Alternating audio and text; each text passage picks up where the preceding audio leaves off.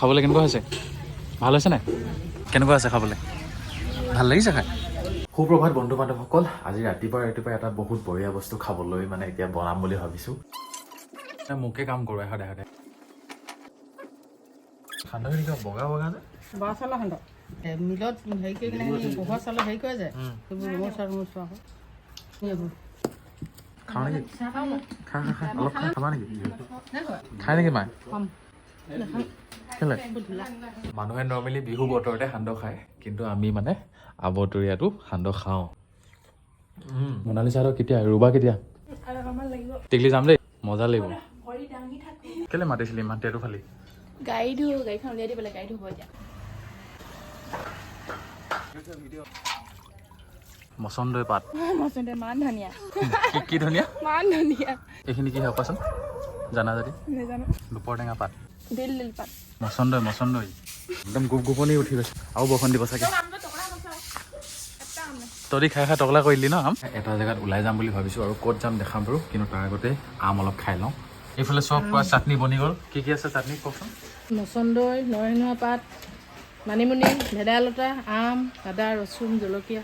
বা বহুত মানে চাইকেল এখন লৈ যাম বুলি ভাবিছিলোঁ। এইখন হৈছে এই চাইকেলখন, কিন্তু চাইকেলখনৰ মানে এই চকাকেইটা বেয়া হৈ আছে।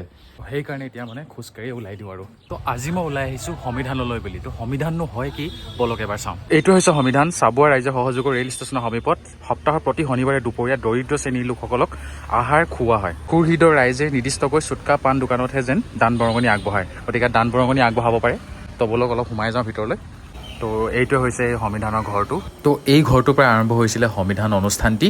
প্ৰতিটো শনিবাৰে মানে বেলেগ বেলেগ খানা ইয়াতে বনোৱা হয়। আজি বনি আছে পনীৰ, আৰু লগতে চাউলটো সিজি আছে ধুনীয়াকৈ। এইফালে গোটেইবিলাক মানুহ আহি উপস্থিত হৈছেহি এতিয়া, আৰু ইয়াতে দিয়া হ'ব খানা। কিন্তু যথেষ্ট বৰষুণ হৈ আছে, হ'লেও উপায় নাই, এনেকৈ মিলাই মিলি আৰু চলিব লাগিব। তো খোৱা দিয়াৰ আগে আগে মানে নামবিলাক লৈ লোৱা হৈছে, যাতে নেক্সট টাইম সকলোৱে সেই সুবিধাকণ পায়। সকলোৱে এতিয়া মিলি ধুনীয়াকৈ খাই আছে। এইফালে চাব পাৰে সকলোৱে খোৱা ষ্টাৰ্ট কৰিলে। কেনেকুৱা হৈছে খাবলৈ? কেনেকুৱা হৈছে? ভাল হৈছে নাই? তো এইখিনি খাই আছে, আৰু এইখিনি বাকী আছে।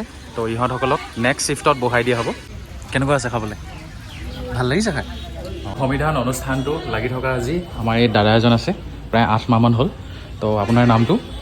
লিণ্টু শইকীয়া। লিণ্টু শইকীয়া। আৰু এইফালে আমাৰ বাইদেউগৰাকীও আছে, তেখেতেও যথেষ্ট লাগি আছে। আৰু এগৰাকী বাইদেউ নাই অহা ন? আচল পৰিচয়টো আপুনি দিব? মোৰ নাম এনে ভাইটি বুলিয়ে কয়, চবত গোটেই পাব্লিকে জানে। আৰু হয় হয় এনেই শ্ৰী অনন্ত গগৈ বুলি জানে। হয় হয়। এতিয়া আপোনাৰ মানে কেতিয়াৰ পৰা আৰম্ভ কৰা হৈছে এই অনুষ্ঠানটো? 16/7/2022 মই ষ্টাৰ্ট কৰিছিলোঁ। সৰুৰ পৰা সপোন আছিলে নেকি? সৰুৰ পৰা সপোন নাছিলে তেনেকৈ, দুখীয়া দৰিদ্ৰবিলাক দেখিয়ে মোৰ মানে মনত তেখেতলোকৰ প্ৰতি এটা দয়া উপজিল। আৰু সংবিধান নামটো কোনে দিলে, নে আপুনি নিজে ভাবি পালে? এইটো আমি নিজেই দিছোঁ। নিজেই দিছে।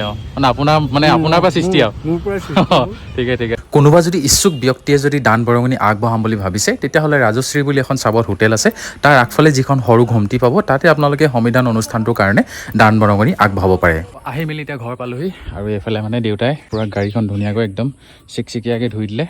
ভাত চাত খালি নাই? খালি? তো আজিলৈ ব্লগটো ইমানেই। ধন্যবাদ থাকিল, আৰু এনেধৰণে আপোনালোকে মৰমবিলাক দি থাকিব।